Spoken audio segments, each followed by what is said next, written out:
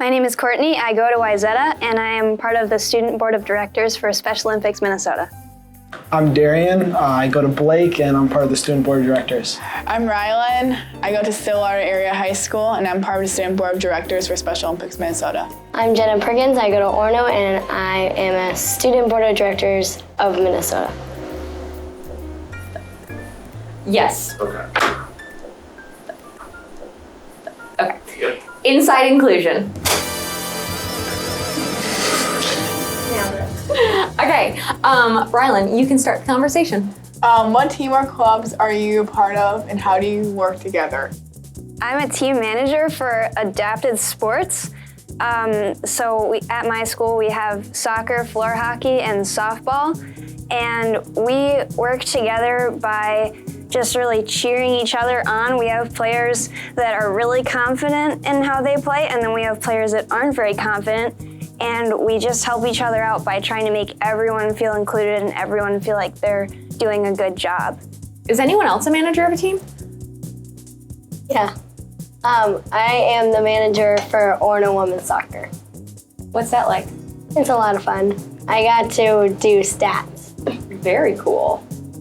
I am not a manager of any team, but I do play basketball, but then I also run track, which I do love. But also with my club, my unified club at my school that I'm a leader of, we have hosted events with teams with intellectual disabilities, and we play basketball with them, and that's just like, that kind of relates to your adaptive sports, and we just play basketball with them, we just have a good time, and then have some pizza after. But Pizza's the best way. What about you, Rylan? I play adapted soccer, and right now we just started our season, and we're doing really well. Then from that, I'll do adapted floor hockey, then I'll start track and field in spring. It sounds like we're a part of a lot of different teams, or we help a lot of teams. Yeah. So that's really cool. So what skills do you bring to a group or team? I think what skills I bring to my team are that I'm a great leader, and if I work hard and I work with people, and I'm easy to get along with, I think. When you're playing, it's important to have those friendly skills with everyone. that's awesome. That's awesome. But I don't really know what I bring, but what I hope I bring is that I can lead by example for my groups, like my unified club. Then also, on a team for leading by example of, following the drills or, the play or some sort of exercise for track. But I hope I lead by example, and I hope that's the skill I bring to my groups. I think a lot of people don't realize just how important it is to lead by example, because you can tell someone to do something 1,000 times, but if you don't show them a good way to do that, they're not going to know what to do. And I agree with you that that's really important, and I think I try to do the same thing in my clubs and on my teams.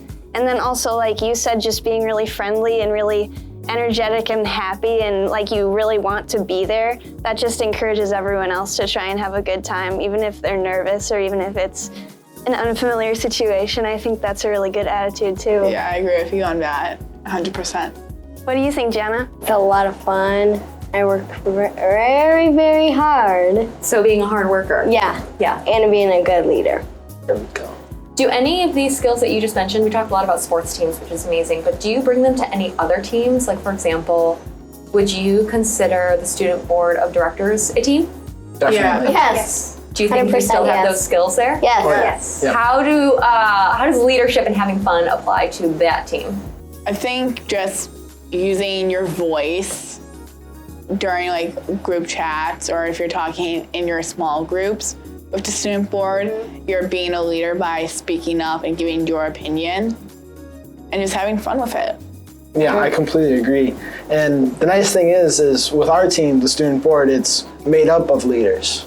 So, when you have leaders working together, ideas happen and everything, everyone wants to get the ball rolling and ideas develop. And I think that's what makes the student board so awesome. How can we get to know others' strengths And then how can you honor or show respect for those strengths? I think how you can get to know people's strengths is just by asking them what they're good at and what they can work on. Or you can just watch them in practice and say, hey, you're really good at this, but maybe try something different maybe. Yeah, I agree. Just observing a person and paying attention to what they enjoy too, because a lot of the time people tend to be good at things that they enjoy doing. And then also just as you get to know a person and as you talk to them more, I think in general you can just kind of tell what their strengths are and then also what their weaknesses are, and you can learn how to adjust to that. I agree, Courtney, but yeah, I think it's completely being observant of someone and what they're doing. But then also maybe, also asking them, like you said, Rylan, just asking them, hey, what do you think you're good at? And then as soon as you ask them, you focus on observing that and just narrowing it down to, what they like and, what they think they're good at, which, I think ends up being, what they want to strive for. What about you, Jenna? Work hard, practice and make better choices. If you said you're a really good leader, Yes. right? And you also said that you like managing, Yeah. you like having fun. Yeah. How would you let someone know that? Also, they call me the hype master. Okay, so you're the hype master. And I Did get you tell everyone- someone you're the hype master, or do they just know by observing you? They just know. What are some hype things you do? Cheer them on. How can you honor someone who might be a good team leader, or who might be a hard worker, or who might be good at math or stats? I think to show respect and honor to someone for their strengths is to surround them with people that don't have their strengths. Because, let's say you're working on a group project, right? Mm-hmm. And this person's really good at, brainstorming and creativity, mm-hmm. like you. But then you have this other person that's the planner, just like, we got to do this by this day. And then you got the hard worker, on the side. And then I think if you surround people with people that don't have have their strength, mm-hmm. you can contribute to the goal and make it that much better. And I love that. I also just love that you described an inclusive group with a lot of different strengths working together. Mm-hmm. Anyone else have any ideas? I agree. And I think for a sports team, you can go up to them saying, good job, you guys are working really hard on what you're doing. I also think if you give them a high five or something, it'll probably mean more to them than just saying, good job, you're working very hard. I agree with you that it's really important to encourage people to continue doing what they're good at. Just if you notice that someone is doing a really good job at something, you just have to tell them that they are doing really well, and because that's how people improve, and that's also how people gain respect for you. If I tell you good job, you're gonna like me more than if I don't say anything at all. So I think it's really important to cheer people on, like you said, and then of course, having very diverse and inclusive groups with a lot of different people, because if we had 5 planners in a group and then no creative people, the presentation's gonna turn out boring. So I think you're exactly right on that. How have you used teamwork skills in your life? I like that we're taking a moment to think.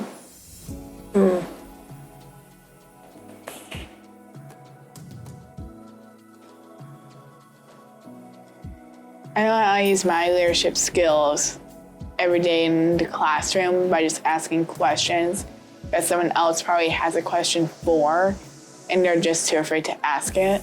Yeah. I'll speak up and ask a question. Yeah, I think a big part of teamwork is recognizing that not everyone's going at the same pace. So some people are very willing to stand up and ask a question. Other people are more shy. So that's one thing. Another thing is that when you're working with a team, some people are immediately going to know what they're doing. Other people are going to get behind a little bit, and they're going to need whoever they're working with, they're going to need them to help them to keep up. And I know I've been in situations where someone has kind of taken a step back for me and made sure that I was caught up, and I really appreciated that. And I think that's one of the most important teamwork skills that I've observed in my life, and that I definitely also try to use. I agree with you, Courtney, and also I think it brings us back to like the question we had before of like strengths and whatnot. Especially like, you know, if you have a diverse and inclusive group, they're gonna make sure no one's falling behind, right? So if someone's like not catching up and they're just confused on like, whoa, we're moving way too fast, they can get to that goal, but if they do it with everyone and being inclusive on it, they can succeed even more and exceed expectations with, you know, whatever it might be also. Do you think you use any of your leadership skills or your hype skills anywhere outside of the field for your team? Can you tell us about it? Talk to people. Talk to people so you get that conversation going. Yeah. That's important. Yeah. I like that. So why is it important to collaborate and not just assign roles? Like, you're gonna plan, you're gonna hype me up, you're gonna be creative, you're gonna lead me. Why should we collaborate instead? I mean, your initial example, like, I'm gonna tell you what to do, and, you know, not kind of collaborate. It kind of seems more like a dictatorship rather than being a leader.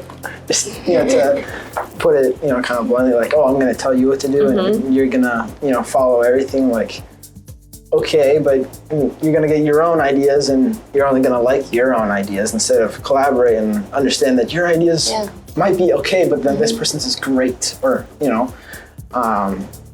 But I think that, you know, collaboration is important because you get everyone's ideas, and then your idea might not be too great, or that other person, you know, that hard worker will have, you know, a super crazy and enthusiastic idea, or they'll, you know, put their heart and soul into the work that they're doing.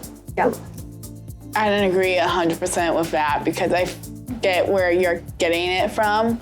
I also feel like for a sports team, it's important that you like tell others that like, hey, I'm going to do this, and then you can get their ideas for that as well. I like that you brought it back to the sports team because some sports, I think you said you played basketball? Yeah. Okay, so that requires some playmaking, right? Yeah. You can't do the same play against every team. Same with soccer. You need to know what the other team's gonna do. Yeah. So a little collaboration on the field. Yeah. Do you have anything, Courtney? I think mostly what Darian said, like, if we all just do what one person wants to do, we're not gonna realize that all the other people in the group have really good ideas too. And the longer you let just one person make all the decisions, the more great ideas you're missing out on, and you're just, in the end, you're just not gonna succeed as well as you could have had you not taken into account everyone's ideas. Do you think your student board of directors and Special Olympics in Minnesota altogether would be successful if it were not for collaboration? Nope. I don't think so, no. So collaboration has been key? I'd say so. Teamwork makes the dream work. We might be ending on that. Did we finish? Yes, we did. Teamwork.